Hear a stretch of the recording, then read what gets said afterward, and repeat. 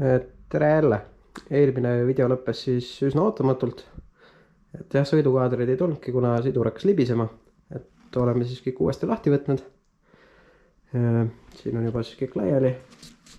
Vana sidur on eemaldatud. Ja vana on iseenesest 8,1 milli oli paksust kettal, aga ta lihtsalt ei jõua kinni hoida.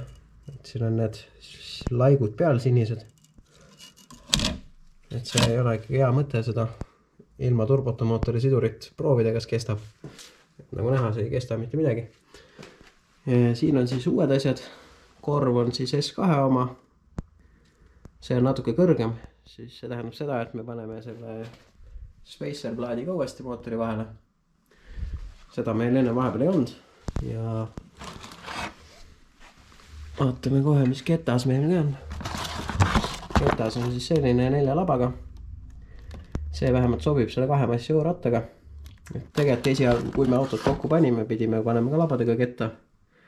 Meil oli 9 labaga ketas, aga see ei sobinud kokku absoluutselt selle 2 massi jõurattaga. Aga näh, mis sitasti see uuesti. Saime siis uue siduri paika. Jätab siia selle mälestuseks. Võtan selle special tooli ära. Ühesõnaga siit väga annab neid labasid piiluda kuskil, need seal ikka on. Igatahes nüüd on see osa valmis. Nüüd paneme käigukastile uue survelaagri ka. Ja siis tõstame nad siin auto kõrval uuesti kokku tagasi. Ja siis ongi see raske osa tehtud. Nüüdseks oleme kasti otsa tagasi pannud. Kõrval oli üsna lihtne, tõstsime tooli peale ja siis saime kokku lükata.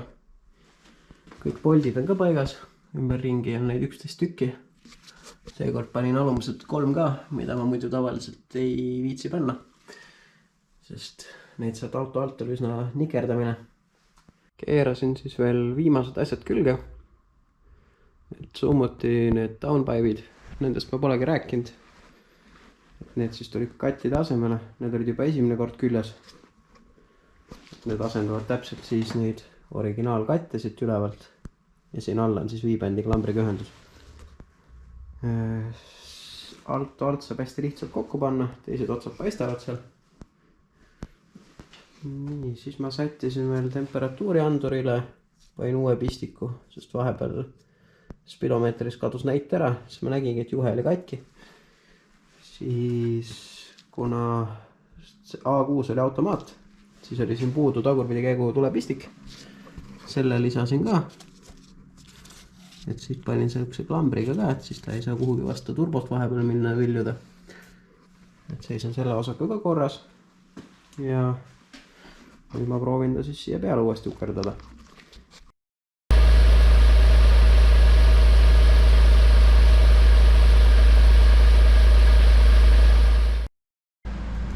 Lõpuks saingi siis valmis.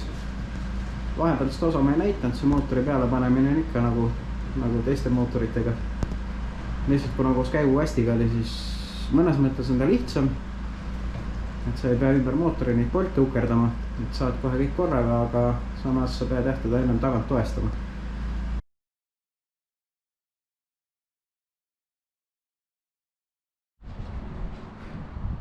Ja lõpuks olemegi siin tagasi, kus siis kevadel alustasime selle auto klippidega.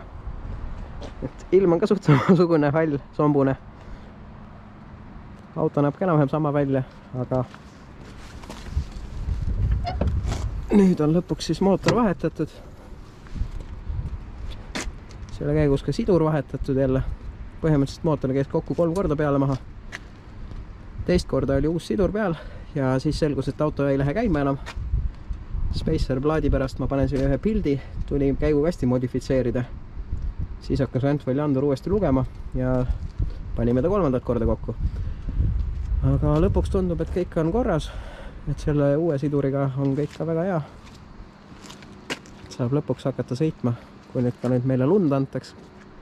Mida siit taevast ei tunda küll hetkel tulevat. Aga paneks siia võib-olla mõned soundi klipid ka ja siis vaatame edasi.